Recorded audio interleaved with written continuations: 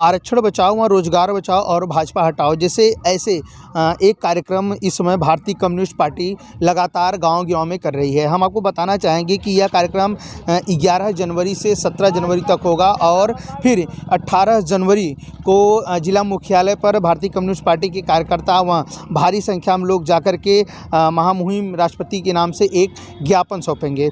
और हम आपको बताना चाहेंगे कि इस जो कि आरक्षण बचाओ व रोजगार बचाओ और भाजपा हटाओ के गांव में जो कार्यक्रम लगातार एक कहा जाए कि चौपाल के द्वारा लगातार कराया जा रहा है और लोगों को जागरूक किया जा रहा है। ये जो हम वीडियोस आपको दिखा रहे हैं ये ज्ञानपुर कोतवाली के अंतर्गत खेमईपुर की वीडियो हम आपको दिखा रहे हैं। हम बता दें कि इस कार्यक्रम में बाइट देने वाले राज्य सचिव मंडल कामरेड फूलचंद यादव जी बातचीत किए हैं। आइए उनकी बातचीत हम सुनते हैं। किस चीज़ को लेकर आज आप लोग का ये प्रदर्शन चल रहा है? आज के दिन पूरे हिंदुस्तान में भारतीय कम्युनिस्ट पार्टी ने फैसला किया है कि हम 11 से 18 तक लगातार आरक्षण बचाओ और रोजगार बचाओ के मुद्दे को लेकर पूरे देश के अंदर 11 से 17 तक जन जागरण सप्ताह मनाएंगे और 18 तारीख को इन्हीं दो बिंदुओं पर जिला मुख्यालयों पर प्रदर्शन करके महामहिम राष्ट्रपति को ज्ञापन भेजेंगे। इधर जब से 2014 से मोदी सरकार आई है लगातार आरक्षण पर हमला हो रहा है और रोजगार पर हमला हो रहा है। सारे इन्होंने नोटबंदी करके और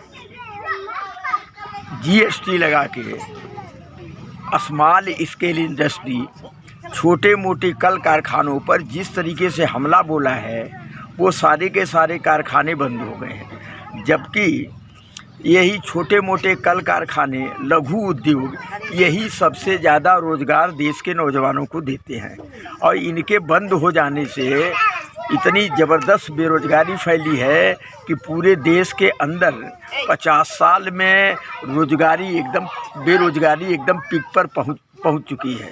इस देश के अंदर 20 से लेके 30 साल तक के नौजवान 16% बेरोज़गार हैं इस देश के अंदर और 18 से लेके 35 साल के नौजवान ये 31% बेरोज़गार हैं जिनके पास कोई काम नहीं है। ये सारे नौजवान आत्महत्या करने के लिए मजबूर है।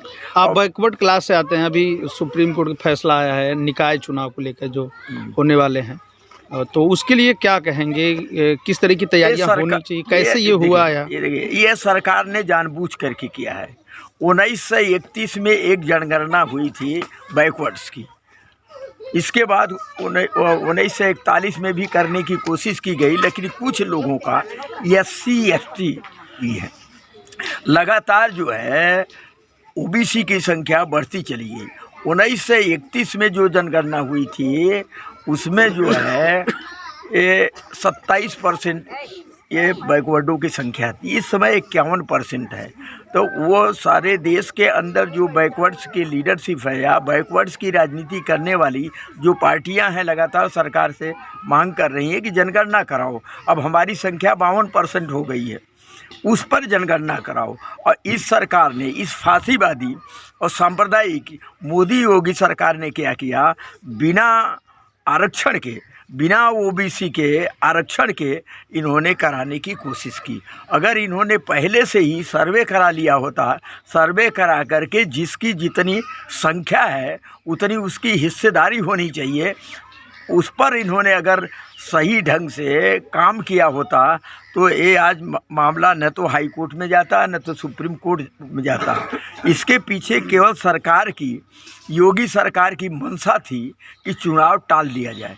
क्योंकि पिछले दिनों में जो खतौली का चुनाव हुआ, मैनपुरी का चुनाव हुआ, रामपुर का चुनाव हुआ, ये गुजरात का चुनाव हुआ, हिमाचल का चुनाव हुआ, जिस तरीके से हिमाचल में हारी है ये सत्तारूढ़ पार्टी हारी है, भाजपा हारी है, मैनपुरी में हारी है, खतौली में हारी है, उसके लिए ये सबक था कि इस वक्त अगर हम चुनाव कराते हैं तो भाजपा के कैंडिडेट नगर पंचायतों में, जिला परिषदों में, जिला पंचायतों में और नगर निगम के अंदर ये भाजपा के पार्टी जो है इसके कैंडिडेट ये हार जाएंगे चुनाव। इसलिए इस जानबूझ करके ये आरक्षण की प्रक्रिया को पूरा नहीं कराया गया। त्रिस्तरीय अगर सर्वे करा लिया होता तो जितना आरक्षण जिसको मिलता उस हिसाब से अपना चुनाव कराते हैं। तो गवर्नमेंट चुनाव से भाग रही इस वक्त। तो ये चुनाव जाएगा कम से कम 6 महीने बाद जाएगा।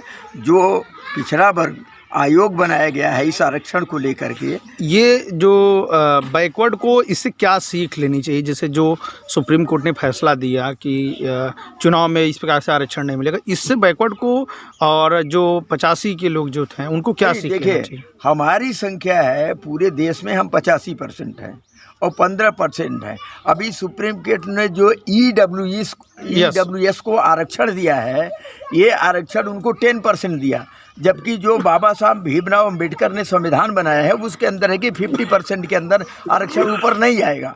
तो जो बाउंड्री लाइन थी ये पहले भी बैकवर्डों ने, दलितों ने, पिछड़ों ने, मुसलमानों ने जो रीट किया था, सुप्रीम कोर्ट ने सीधे सीधे कहा कि 50% के ऊपर आरक्षण नहीं आएगा। लेकिन सरकार के दबाव में आकर के EWS को 10% आरक्षण दिया है। इसका मतलब होता है कि 50% की जो बाउंड्री लाइन थी उसको सरकार ने तोड़ दिया सुप्रीम कोर्ट के आदेश पर। सुप्रीम कोर्ट ने आदेश कर दिया, जब सुप्रीम कोर्ट ने तोड़ा तो वो 40% जो बचता है, अगर 27% उनको है, 21% उनको है, 2-3% मुसलमानों को है, इसके अलावा जो 50% को 10 EWS।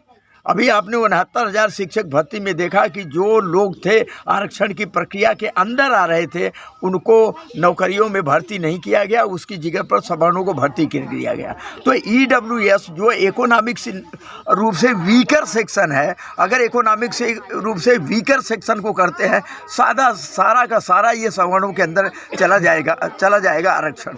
तो वो जो 40%, 50-60%, 40% आरक्षण किसके लिए? वो भी सवर्णों के लिए। अभी 537 जजों की नियुक्ति हुई है, 537 जजों की नियुक्ति हुई है, जिसमें 79%, 79% ये सवर्ण हैं। ये न्यायपालिका है, अब न्यायपालिका नहीं रह गई बल्कि सवर्णों की न्यायपालिका अगर कहा जाए तो इसको माना जाए। सुप्रीम कोर्ट हो, हाई कोर्ट हो, डिस्ट्रिक्ट कोर्ट हो, सब सवर्ण ही सवर्ण है। 21% में OBC के लोग हैं, दलित हैं, पिछड़े हैं, आदिवासी हैं, मुस्लिम हैं, ये सारे लोग उसी 21% में है। और 79% जो है ये ब्राह्मण, क्षत्रिय, वैश्य लोग जो वो जज बना दिए गए हैं। तब पूरा जुडिशरी जो है ये सवर्णों से भरी हुई है। सवर्णों की जुडिशरी कहा जाए तो कोई अतिशयोक्ति नहीं होगी।